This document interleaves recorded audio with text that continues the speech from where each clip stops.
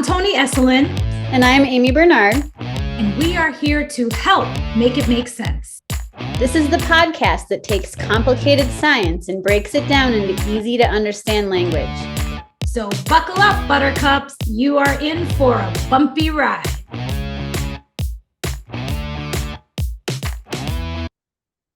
Welcome, everyone, to the podcast. I'm excited. Today, we have a couple of guests different than we did last time. We usually just have one guest at a time, but today we have a twofer.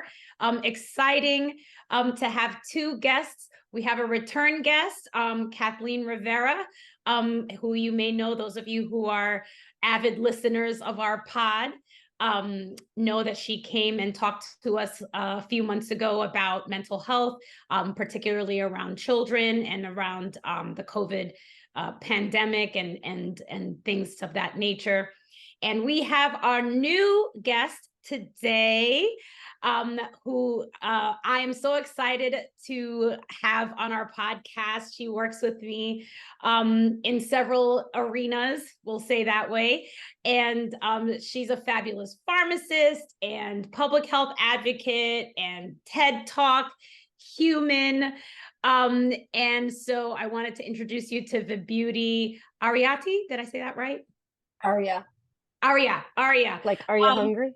Yes. Yeah, I first of all, I'm obsessed with your name. I think it's so, when she was telling me how to pronounce it, she was like, Vibuhti, as in beauty. I was like, yes, beauty, beautiful. It's so, I'll never forget it. Anyway, my co-host unfortunately has a little doggy emergency. So we're going to be missing out on her today. But I wanted, since this is the first time that we've had two guests on, for y'all to introduce yourselves to each other. I thought that would be cool. So I'm going to let our return guest go first, and then Vibuhti, you can take it from there. Okay, well, thank you. First of all, thank you to Toni and Amy for having me return. I think I did something right, so that's good that I'm here a second time. trying to go for the triple crown. So Vibuhti, a pleasure to meet you. I'm Kathy Rivera. My current role, beside mother and wife, which is really like that sucks the life out of me, is I'm the executive director and CEO of North Shore Child and Family Guidance Center, which is a 70-year young organization that really specializes in children and families 0 to 24. I describe it as we treat the family ecosystem between maternal health and wellness, so little munchkins in utero, to the elderly, because a lot of our grandparents have become primary caregivers to their grandchildren due to addiction, due to mental health issues, which we'll get into, obviously. But my background is I'm actually a social worker by profession, due to needing to heal because my own family has struggled with depression through intergenerational trauma. So I didn't stumble into that area. I had to use it as a part of my healing process to grow as a human. My background is in a variety of areas. I've worked with children and families predominantly for the last 20 years, but worked with the elderly, worked with the HIV population, adults mainly, those with co-occurring disorders, mental health, and substance use. Loved it all, wouldn't change it, and truly happy to be here. Yeah, thank you so much. I am very excited. So I met Toni, and I think both of us had like these bug out eyes on Zoom looking at each other like we need to connect. And please don't stop that connection. But so I'm Vibuhti. I'm a public health pharmacist, I shall say. So I actually serve as faculty. I'm a professor at St. John's University, and I work with the New York City Health Department since 2009 on a variety of initiatives and really trying to integrate pharmacists and pharmacies into public health initiatives. My background, I should say, I don't know, just kind of a little bit of a hodgepodge, maybe a winding journey, but really thinking about social determinants of health, what we now call, health equity, all these like sexy terms associated that we've been working on for almost 20 years now. I grew up in Washington Heights, so I really, as sort of the lived experiences of undocumented immigrant family and moving into conversations around upward mobility and just like a whole host of things that I think fell into public health really due to my lived experience and people around me. And I will say, like, teenagers and, preteens and whatever they're tweens and all the, places of 0 to 24, kind of like having these amazing discussions, more than I found adults to be having those discussions in terms of how we look at health, how we look at policies, and really the infrastructure of our society, and thinking of ways in which we integrate our own identities and the intersectionality of all of that into, how we live and walk through spaces. So I teach primarily, focusing on, structural racism and health equity work, infusing it. I tell the students, I'm like sort of brainwashing them, lacing them with some social accountability, and thinking about structural racism. How do they show up in this space, and how do they perform in this ecosystem? I'm really glad you used that word. And so I think I bring together sort of this other world of like a yoga and meditation teacher, theater, mindfulness, and kind of all of this stuff, which was my coping mechanism, right? Using humor and theater, but really looking at social justice as a thread to bring into public health. So I'm just going to stop there, and I'm sure more will be revealed as we talk, but that's sort of where I am. And I'm really excited to be here among this sort of powerhouse of amazing people. So yeah, that's it. I kind of say I'm a striving storyteller, I think, is how I wrap it up. Yeah, that's great. And I just want to say, oops, I forgot to say shout out to women of color in leadership. Yeah, yes. Yay. Yes. Oh my God, yes. Yes, Yeah. And not enough of us. That's for sure. That's for sure. This is awesome. So I wanted to, bring you guys together to talk a little bit about, we're in the holiday season, December 2nd today that we're recording. And, Thanksgiving has passed, which is a popular holiday for folks to get together, have community, have family. And I don't know about you guys, but right after, almost everybody I worked with was like, and down for the count. And so curious as to, what have you had a similar experience in your working circles? And also, like, how does the stress of, the last 3 years, honestly, kind of, interweave into the holiday season now that we're kind of, people are using words like post-pandemic and, it's over and, back to reality. And it's kind of like an afterthought at this point. So like, I know that's a lot, but I just wanted to tell, this is where I'm at in my personal head. It's kind of like, okay, we're in the holiday season. Are we post-pandemic? Like, I don't know if that's really true. We do have tools now to manage more than we did 3 years ago, but it doesn't alleviate the stress and the anxiety that some folks are having, making the decision to get together in small crowded areas. It's cold outside, in the north side of the United States, for example. And so, just wanted to start us off that way. And Vibuhti, since you're joining us, why don't you start? And then Kathy, you can add to that if that's okay. Sure. yeah, that's great. Similar experiences, I think. Usually post holidays, we're always like on the edge because everybody comes back, lots of respiratory issues, lots of just kind of fatigue and stuff.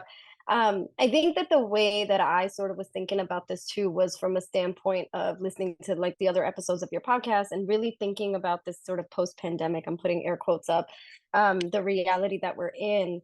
So when I was teaching recently a health equity lecture, one of the things that we talk about is, of course, the domains of social determinants of health.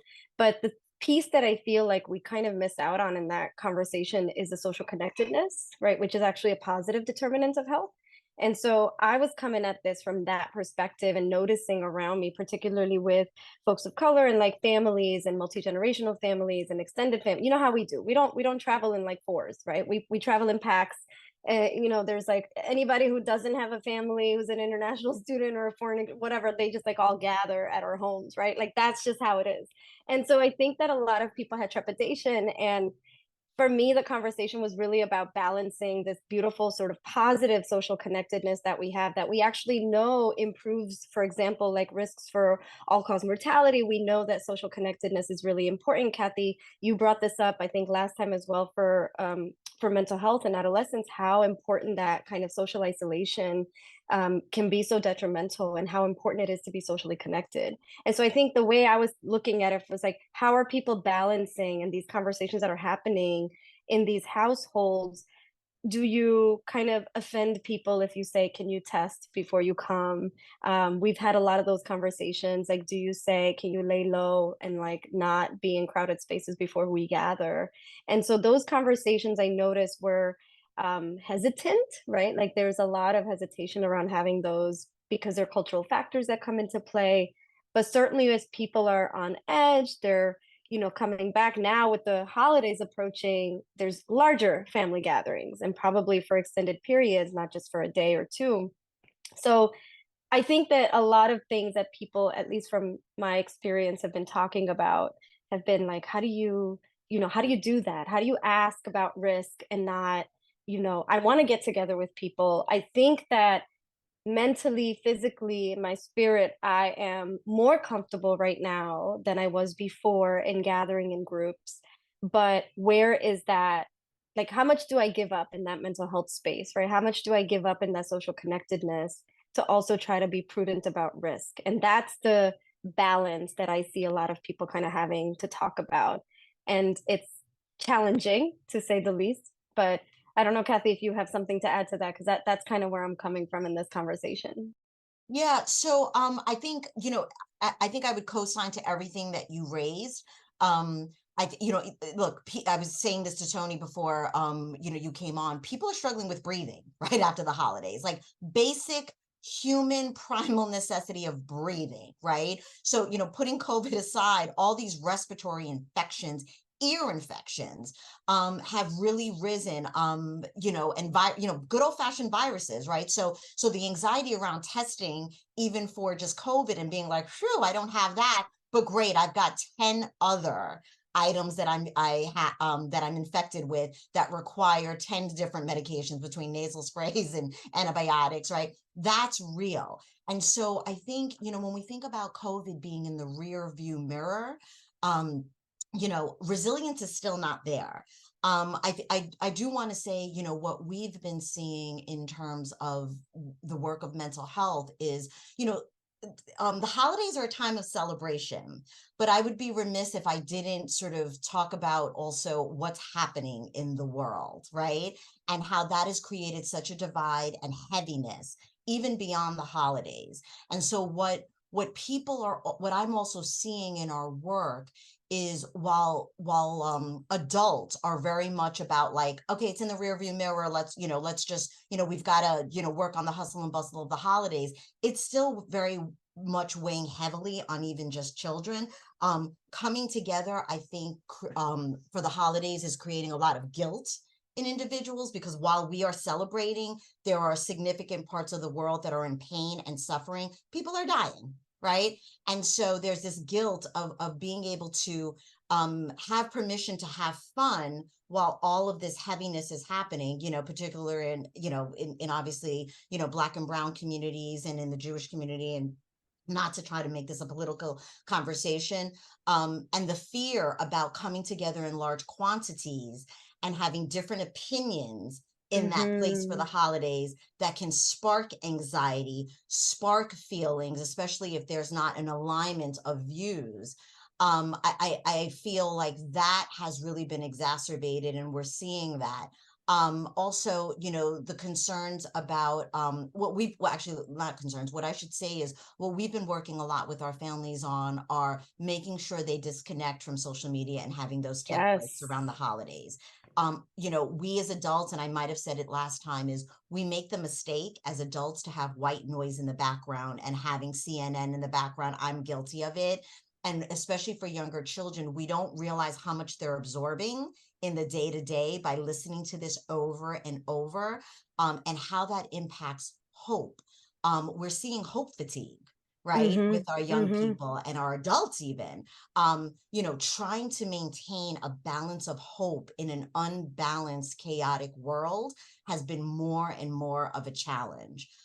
In fact, it's diminishing. We're sort of losing some of this battle because we're asking you to be hopeful about the holidays, hopeful about world peace, hopeful about Everything. this, everything, hopeful that COVID is a I thing of the tell people, I'm past. like, you can't meditate your way out of this. Just chill, like relax a little. Right, right. You can't will your way out of this all the time. No. You can't think your way through when all these emotions are there. And it's becoming heavier and heavier. Forget even about our young people, it's becoming heavier for our adults. And we're supposed to be the safe zone for them, right? But that's what I find to be like the point of contention also is that I always say like there's a lot of unhealed trauma walking around, Oh, right? Because particularly like think about in our generation, right? Like young people are more I would, in my experience, again, this is why I love being on a college campus, right? Because they actually do give me hope. There's so many authentic conversations that they bring up that I will tell you right now, my colleagues can't talk about stuff without, revealing some of their own insecurities and how they're not able to emotionally regulate in that conversation. So I think that one of the other things that we're watching also, like in this, one of the exercises I do with the students, it's like, um, relating some of these like systemic factors, and they have a debate about some like amorous escapade and this whole alligator situation, which I can send you if you want. But the point being that they're using this like story to talk about systems and roles and neutrality and all of these kinds of things. And we have a lot of Black and brown people in our classrooms, particularly brown folks. We have people who identify as Muslim, right? Like, and they're practicing Muslims. They're in the course, and we do get into sometimes conversation around the genocide and talking about current affairs, because you can see the pain in their eyes from being sort of this like like many of us experience that we're hyper visible and invisible at the same time, and there's a real isolation to that. There's a lot of complexity to that, and the acknowledgement of conflict sometimes is so powerful without having to resolve anything or come out with it what I call like bow tied and like pretty and clean. Like you don't have to come out of this with a resolution, but what happens is that we have forgotten how to engage in discourse. And I think that's one of the things that's really being everything that you're describing, Kathy, is kind of undertoned with that, right? Like I can't even have a conversation because if you're not real with yourself, forget me. How are you going to be real with me, right? And so in those conversations, you're holding something on one end of the spectrum. I'm holding something on the other end of the spectrum, where what seems like the other end of the spectrum. And for some reason, it feels like if I show you empathy and say that, yeah, I understand what you're going through also, I think because of social media and some of this like kind of fractured discourse, it feels like I am betraying my sense of principle if I empathize with you, which then further entrenches us in our own polarization, which is so horrible, right? And that you cannot have a conversation. And that I think is creating, as you said, so much anxiety around these things where people have forgotten in that kind of hopeful way of the common thread of humanity, that I can still feel pain and suffering and empathize. I don't have to choose a side as though it feels like a betrayal if I empathize with both. And I think that like that complexity to me, I'm getting goosebumps, but it's like that complexity of the human experience is so important to engage with. And for our young people, particularly, what you just said just struck me about us being the psychological sort of safe zone for them. Goodness gracious, like adults can't have these conversations. And if they're not having the conversations, and if their need or thirst or dependence, whatever we call this, on, constantly having that noise, it's not able to provide kind of this space that for discourse. It's not able to provide a space to just be and feel. We're just so in a rush to get over something that we forget that we have to sit in it and process it and just be in it without the necessity to solve it in like a finite or a timely manner, so to speak. It's just there's a lot of complexity, and that is causing a lot of kind of the spirit unrest.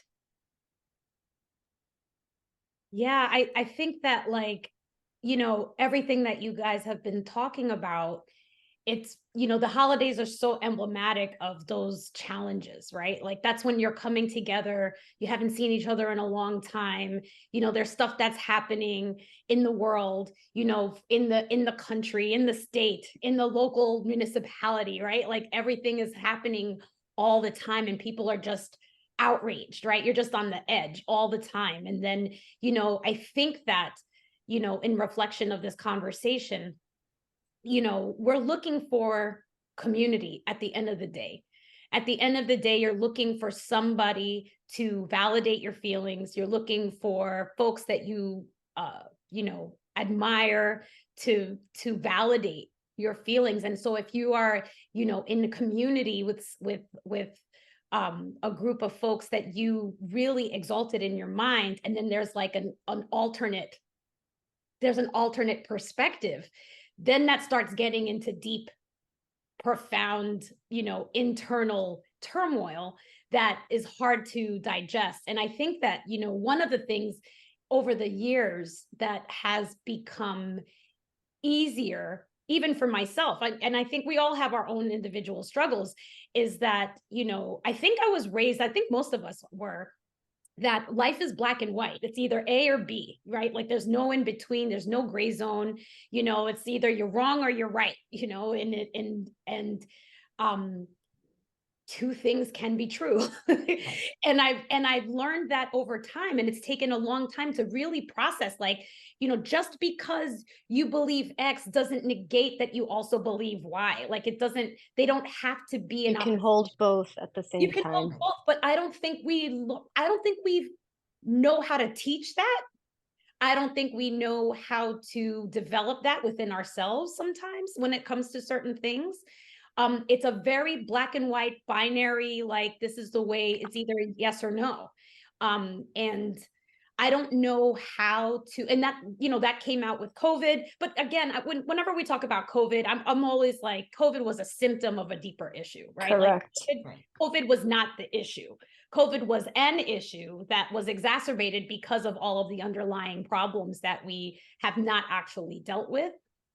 And, again, when we did this podcast a couple of years ago or a year ago, whenever it was, when we started and we were about to hit the holidays, we had the same conversation. Like, are you going to tell people to test? Are you going to tell people to, get vaccinated before you come here? And if you do that, that's okay. And, show me your test. Like all of that stuff was super awkward.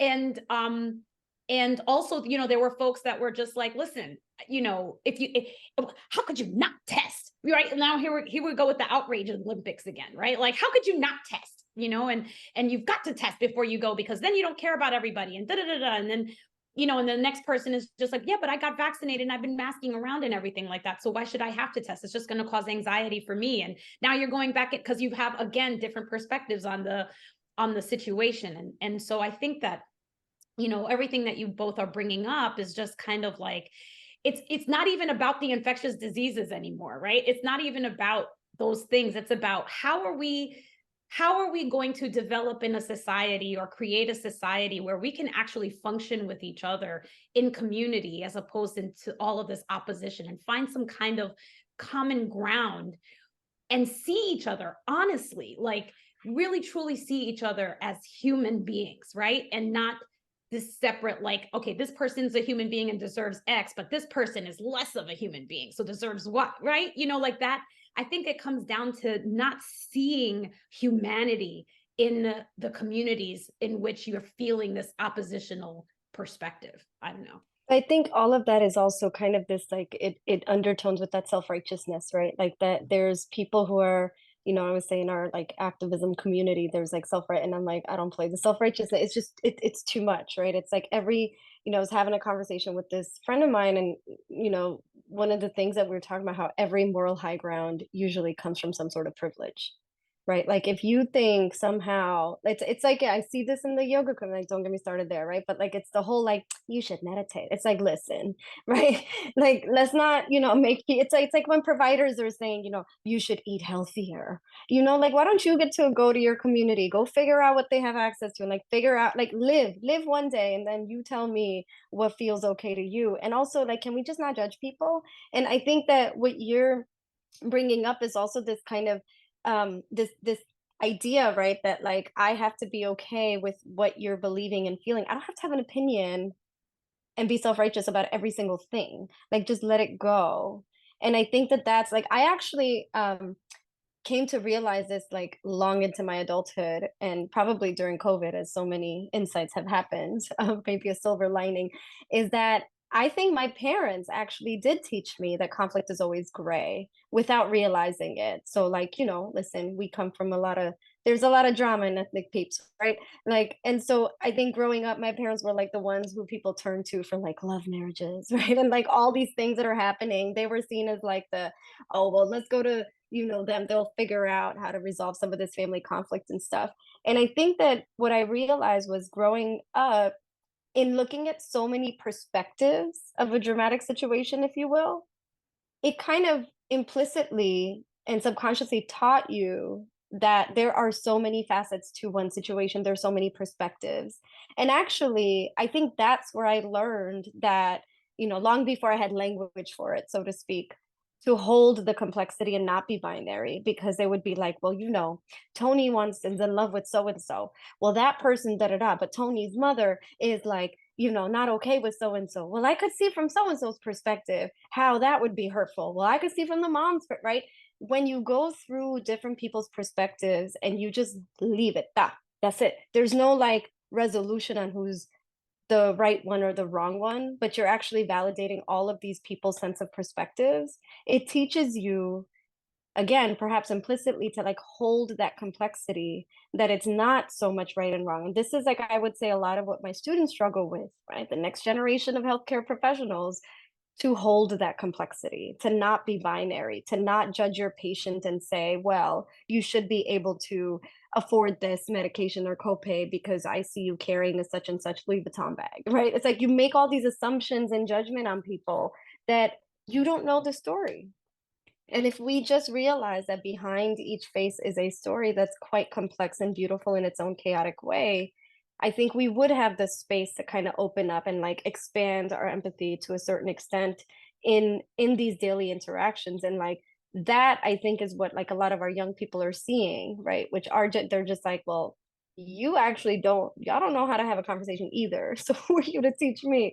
Right. And so I think that we have to create that space and say, like, how do we start exploring these different and like that exercise, I keep thinking, is like was a really fun way to have students explore who has power, whose power matters, who has power to, who has power over.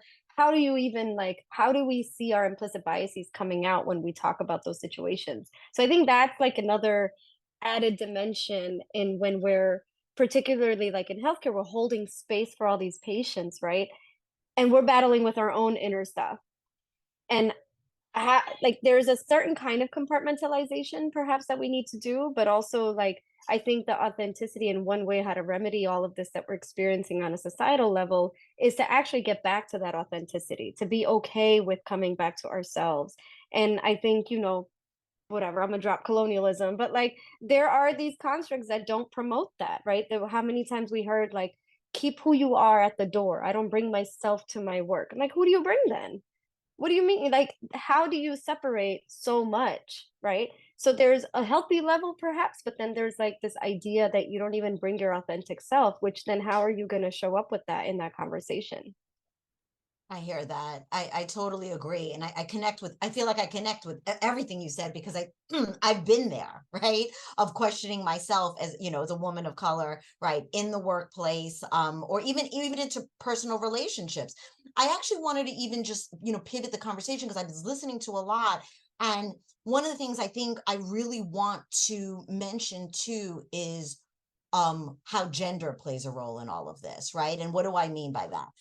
More specifically, in the context of, we're talking about the holidays, we're talking about, COVID, COVID in the rearview mirror, as I mentioned, we're talking about sort of a lot of things in this world.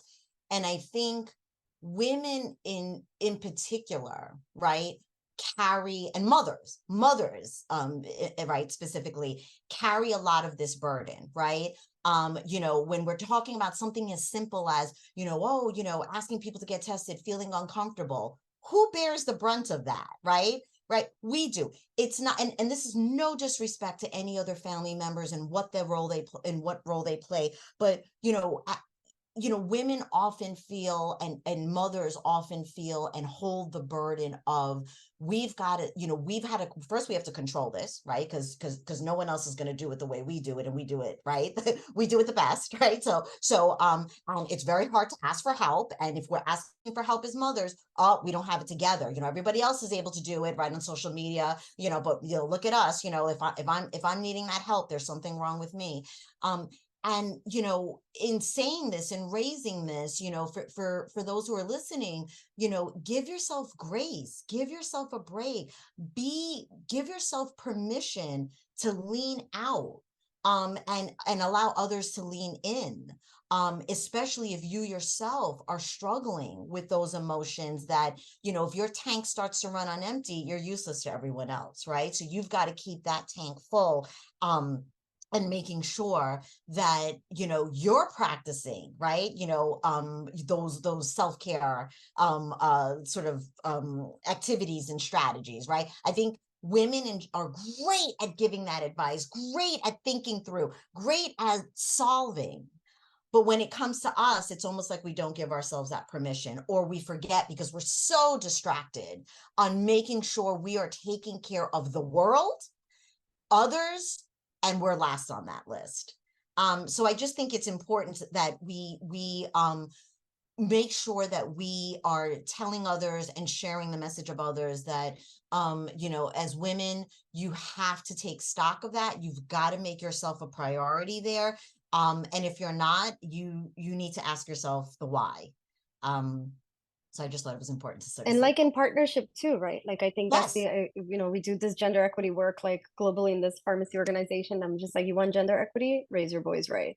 Like it's not just us either, right? And it's looking at how we're perpetuating some of that, because there's plenty also women who I feel like it's an obligation, if you are in a person who is in an influential capacity, in a decision-making spot, in a leadership role, to pave the way, to get some obstacles out of the way for others, so that we're not having the same conversation and struggles 10 years from now. Like that's not progress.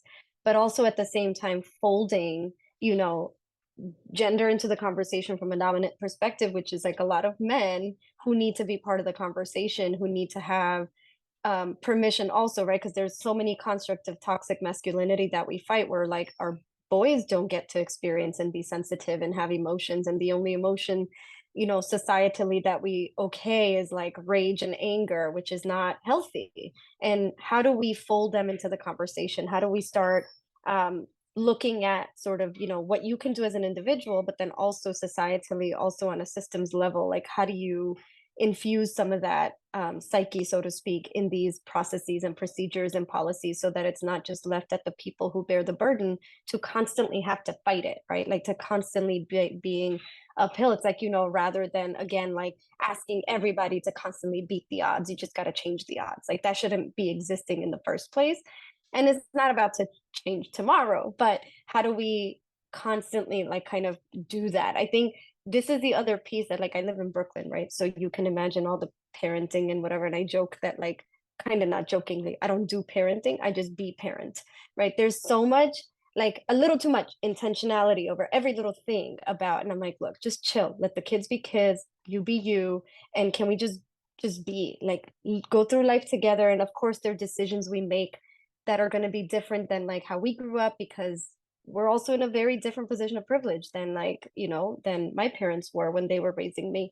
But how do we fold that into the mix? How do we give that permission slip, so to speak, that Kathy, you're talking about? Like, just chill, allow yourself and others some grace and compassion, as we all are kind of trying to process all of this. And so in those gatherings, in that kind of heightened anxiety period, like one of the things I think, and how, Tony, you mentioned, like, how do we do this, right? Like, how do we process what we're processing, but then also bring the grace and compassion to others, recognizing that they're processing? And I think part of that has to be just being very real with the conversations, being open and honest. But when you were talking, and then Kathy, when you said some things right after Tony too, I was thinking like, oh my God, so many of us, right, are like operating out of fear. And I think, Tony, when you mentioned like, do you ask? Do you offend? What if I find out something? And that turmoil that it contributes to, which then further moves us away from authentic conversation. Because I like this person, I want to be friends, but if I find out that they're whatever, anything, insert anything here, right? Is different than mine, then, oh, am I supposed to not be friends? Or if I'm going to find out like that, to me, I'm like, well, have a conversation, right? Like, I feel like there's also this, and the social media, as you said, Kathy, that break, like it feeds into that, where I feel like a lot of people are feeling the need to be outraged. And people who actually have found some peace inside of them are like, oh, no, no, no, I'm not supposed to be this way. I'm supposed to be mad and sad and not glad, right? And I'm like, well, let's explore that. You know, my favorite is like, tell me more, right? Let's actually unpack what's happening. And I think that's part of it too. It's like it's feeding this need to be outraged all the time in the outrage Olympics, as you mentioned. And let's also be clear, right? Because the topic that we're also talking about is anxiety. Is we're building our anxiety, right? So it's one thing to avoid it, but you got to be conscious about when you're building it, right? So think about it. All the questions. Oh my God, do we test? Do we not test? Am I going to offend? Who's going to do it? Who's not going to do it? Do I trust them? Right? You know, we go through this, mental gymnastics.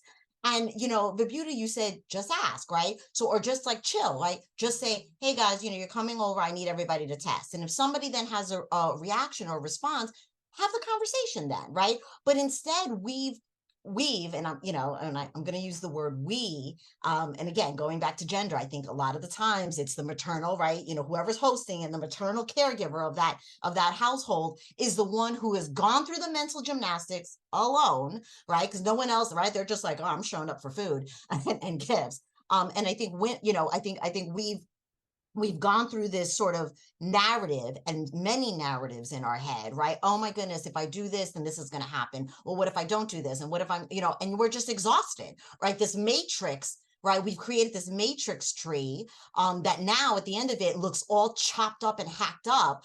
And now we're not even joyful about the holidays, right? And then before we can even be joyful about the holidays, we've gone post holidays and saying, oh my God. And so what's going to happen afterwards, right? Is that this is going to happen and I'm going to have to deal with this. And we haven't even gotten there. And I think what I'm saying is, again, how it's like sort of crisis, co-regulation, right? Manage me, manage others. I've got to be mindful. I've got to start with me first, right? Before I even go to the external world. And where am I with this? How am I handling this? And if I'm just not okay with it, it's okay. Bow out. Holidays come around every year. It's okay to keep it on a smaller level.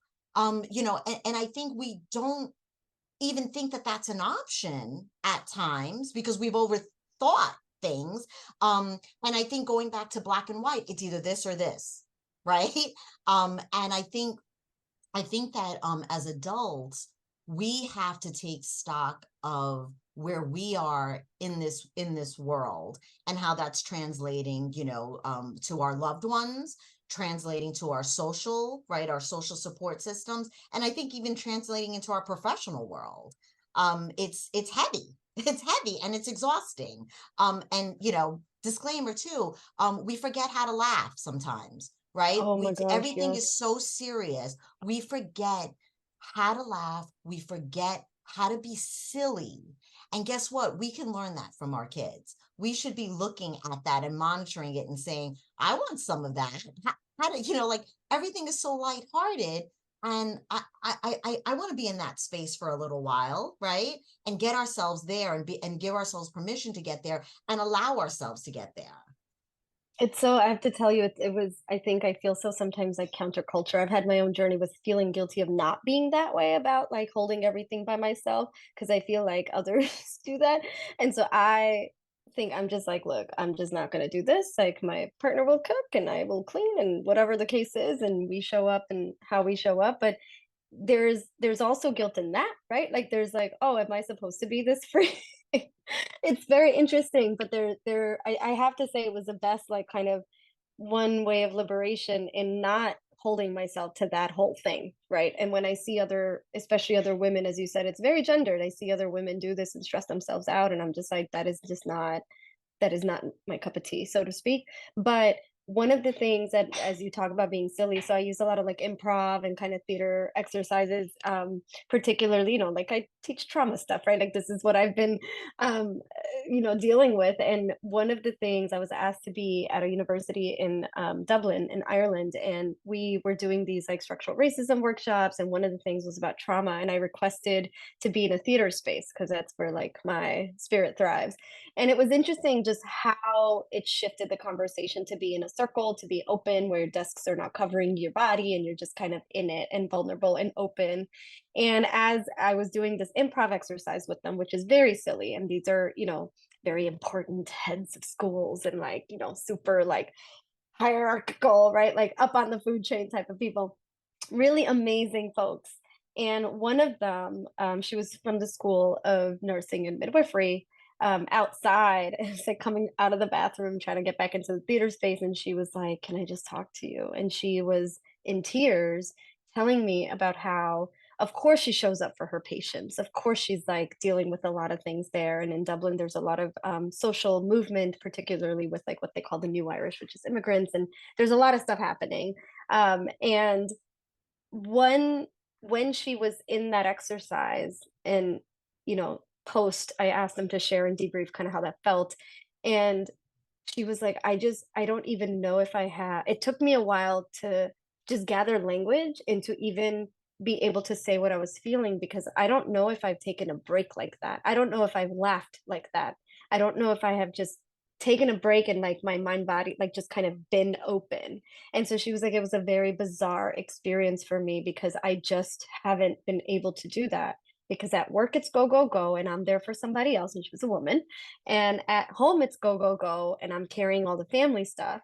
And I don't even think I have taken a beat, like haven't even taken a breath to laugh. And that I was like, well, if the workshop did nothing else, at least it helped one person just kind of open. And I think that's exactly what we're seeking, right? Is that silliness, that ability to just kind of open and take a beat and just feel, because we are carrying so much, whether you realize it or not, even, right? Consciously, unconsciously, we're carrying so much. Our friends are going through things, our families are going through things, our patients, our students, whatever, wherever we work, wherever we are. And the baseline level of anxiety and maybe hopelessness, if I can, that element, Kathy, as you mentioned, has kind of risen, right? That baseline level is elevated. Whether, and I talked about this as collective trauma. Even if you were okay, even if your family's safe and you're safe and everything else, let's say you have the best form of privilege in every sense of the way and you have access to everything and da da da da, just as a human being, we are going through collective trauma, whether you want to admit it or not. And that requires some moments, that requires you to take a beat and actually process what's happening. And that, I feel like if we can take away the spirit of like familial gatherings, community, coming together in the holidays, thinking about social connectedness as a positive determinant of health. If we could bring that to the holidays, if we could bring that to ourselves in our own mind, body, spirit, and then, into our collective, wherever that collective is gathering, I really do think, and I've seen it, I've experienced it, and now I'm going to sound like an evangelical, but I really do think that holding that authenticity, holding that space to just be and not having to go over it or through it and just be in it and flow with it is just so powerful to the human experience. I love that. And I think that you guys have talked about a lot of things and given our listeners a lot of tools to try to see what they can do to navigate as we're like coming to the end of this conversation. What are the concrete pieces of advice that you would give listeners who are feeling a certain type of way? Like now we're going into the holiday season, whatever you celebrate. There's going to be days off, whatever it is that you celebrate. There are going to be days off. There's going to be opportunity for community, whatever that means to you. Do you choose solitude because your anxiety is too much? Do you, who do you reach out to? What kind of concrete tools can we give our listeners for trying to enjoy this month of celebration?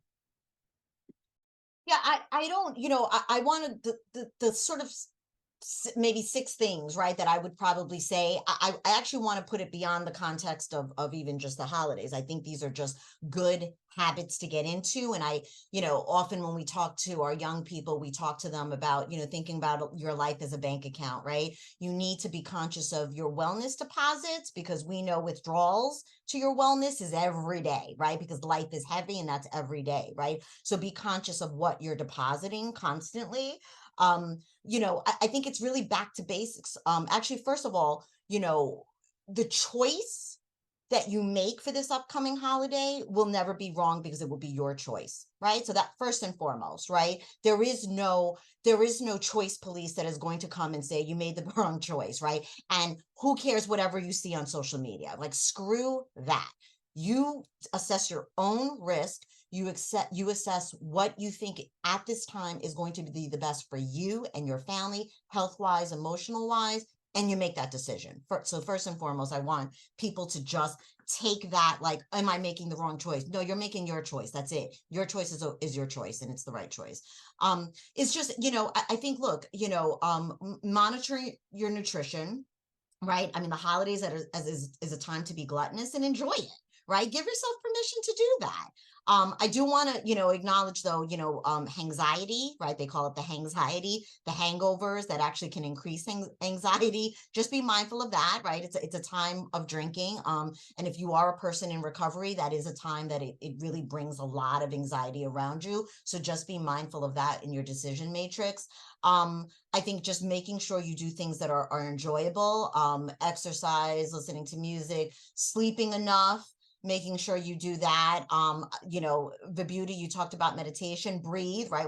I talked about respiratory issues, breathe, ensure that you are doing some kind of mindfulness. I don't care, what it is, making sure you're active, and making sure that you take your tech breaks, and find moments of levity and joy, where I don't even care if it's 5 minutes a day that you take. Just make sure you take it, and make sure it is for yourself, right? And then also just a couple of other things, right? We talked about a lot about trauma. The holidays can be a huge trigger for trauma, right? My own therapist, I remember, used to say, if it's historical, it's hysterical, right? If something, right, triggers you a feeling, be mindful of it. Just be mindful of it. And make sure that if it's moving from concerning to critical, that you've got a support system on standby and a plan to give you that support and help.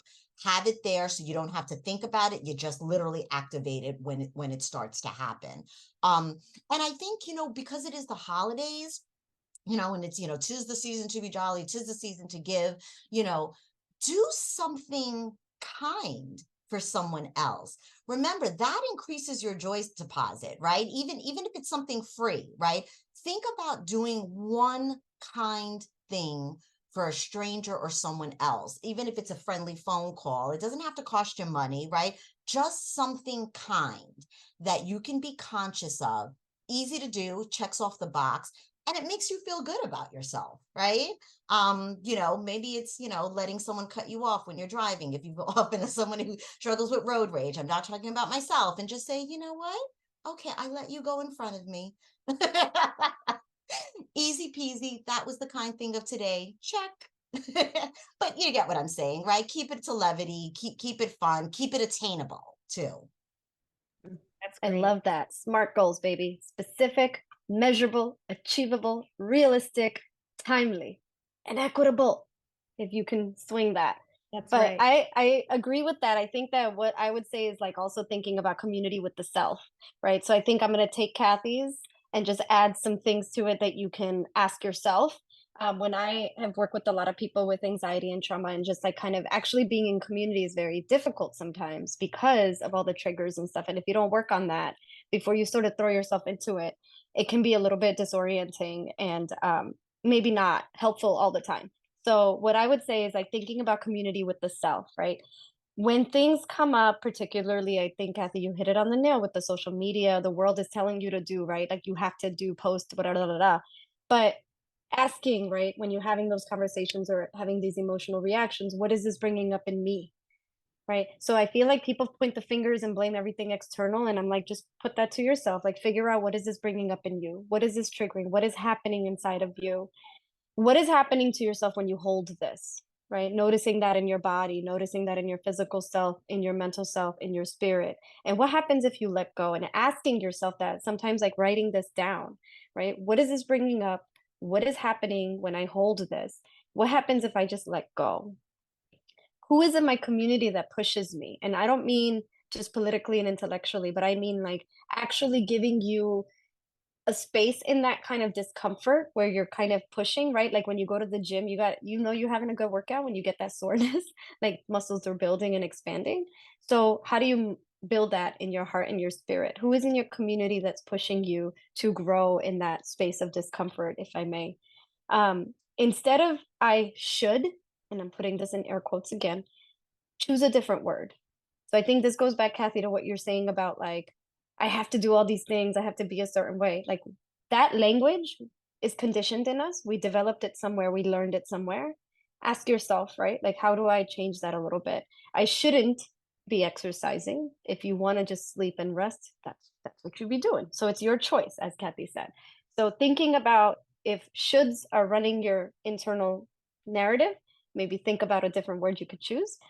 I always say, like, my body's a temple, right? So like nutrition and whatever, if I'm gonna have that one drink, it better be good, whatever, right? But your body's a temple also for other kind of input for your spirit. So digital breaks, social media breaks, but also the people around you. What kind of conversations are nourishing your soul? If your body's a temple, let's also think about that for our community and like, the input that you're getting mentally, physically, spiritually. I would say, if people have a hard time breathing, as many do, actually, like we mostly walk around breathing kind of not the greatest way for oxygen consumption, right? We do a lot of shallow breaths. So if you could just lay down on the floor, this is easier because the belly should be expanding as you inhale. And, you know, and when you exhale, you should be pushing the air out of your belly. And a lot of people have a hard time doing that sitting up. So if you could just take a moment, lie down on your back, your involuntary muscles kind of take over and just take a few deep breaths. If you could just do that every day, I think that would be a helpful situation. For some people, when they feel things, it's good for them to write it down. But for some people, they're in their bodies more. So it's good for them to have a movement break or feel it. So those are practical things, concrete things that you could do. And Kathy, I'm going to end with your kindness piece because I always, those bathrooms that like they they put the air mist in there Yeah. to keep it fresh. Like there's an air freshener on the wall somewhere on the top, and it like you just hear it go off, and it kind of keeps the air freshener going or whatever the thing is.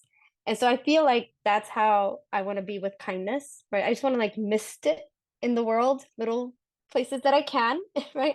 Whether you're talking to like a sales rep for your thing you ordered and just being kind and not just like ripping them, into them about where's my package or whatever. So I feel like kindness and compassion are a muscle that you have to constantly kind of tap into. And if we could build a muscle that becomes second nature, so to speak, right? So if we can and enter into acts of kindness and compassion, that could mean if you know that somebody's struggling, maybe once a month you put it on your calendar to say, I'm just going to text Tony without having to have a conversation and just say, hey, I'm thinking about you. Or maybe that means just when I see Kathy next, I'm just going to like check in with her. Or maybe that means me talking about whatever I'm going through, because that can also be really powerful in normalizing some of these experiences for everybody else. So just the kindness and compassion, I think, remember the bathroom mist. I Just love like that. sprinkle a little bit in the world as I best love as you it. can. Actually, there's two other things. As you were talking, Vibuhti, first of all, I loved everything you said. I think you're absolutely right. I think that the breathing, I think I resonated for me, and you're right. We're always going, going, going. And I know my rhythm is very fast paced, right? Because I think I just am generally high energy. There's actually two things I also want to say. Stay in the present. We don't do that enough. the trauma from the past, right? Those emotional backpacks are heavy. We carry them everywhere we go. And we're so often worried about the future, right? That we forget about the now, right? Enjoy the moments, in especially beautiful moments now. Sit with it, savor it, right? If your kid does something really cute and you're laughing, take a moment to just stay there with it. Don't be like, oh my God, I gotta go let me go do the laundry. I gotta do that. Stay with it. And surround yourself with positive people. I think we don't take stock sometimes about who is around us and who anchors us in a very heavy way, or who we connect with, and when they're not in our presence, we still feel yucky. And we're not even sure why, right? Because they've kind of Those like energy vampires. yes, that suck the life out of us, and listen, sometimes it's family, and that you can't really divorce yourself from family, unfortunately, but take stock of that and create that distance.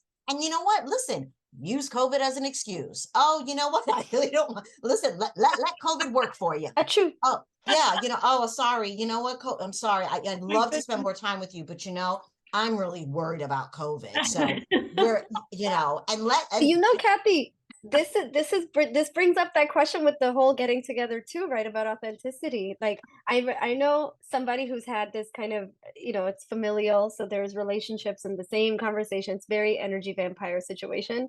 And I'm like, okay, what if you just flipped the switch on that and you said, hey Kathy, every time we talk, I love seeing you. I want you in my life. But unfortunately, I don't like feeling this way. So I was wondering if we could talk more about the positive things, if you could share positive things that happen about you, in my life. Like I have mentees who will do, right? Like they always come to you with like problems, right? And so I'm like, you know what I would love? For you to share your positive milestones with me. I love developing that with you. I love watching like both of us kind of grow through life. And it changes the nature, right, core of your relationship over time, because now you're not having what I call like the negative talk of like my hip is broken, this is happening, that is happening. Like let's actually focus on something positive. And that is actually, this is like research, right? We could get into this, whatever, but there's mind body medicine and looking at the ways in which, again, my body's a temple. The input is really important. And the positive thoughts are actually really important to counter some of the negative thoughts and negative narrative that actually contribute to anxiety. Because positivity actually does ground you. It helps you actually think about ways in practicing the muscle of the kindness and compassion. And it actually helps you have hope. So that is something very needed in our world, the levity and hope. I love that. And you know what? When you create, I think that example is perfect because you are creating healthy boundaries, right? And you're saying no, which again, I think that's another thing you can use around the holidays. It's going to be okay to say no. You don't have to say yes to everything just because it's the holidays. But the other piece of creating those healthy boundaries is you stay in control, you stay in the driver's seat, right? And so that helps you manage anxiety when we live in a chaotic world, right? There's unrest and unbalance all the time around us. We're never gonna have a deficiency in that, right? But I think to your point, you're absolutely right. I think create those healthy boundaries, and if the person or people and that social system cannot do that, you have the option to. Then they can't hang with you, boo. That's like, it. You're not allowed to be in my social circle. They cannot hang with you, boo. Okay. Oh my God, this was awesome. Super awesome. You guys are amazing. I really appreciate this conversation so much. I think that our listeners got an earful, a chock full, basket full of of options to choose from this holiday season. And Vibuhti, thank you so much for joining us. Kathy, again, we love having you. Hopefully we can do this again. I love listening to you guys. We could do this for another hour, I'm sure. But I think that that is a wrap for today. And I'm looking forward to continuing the conversation another time. Thank you so much. Thank you for having us. Thank you for having us.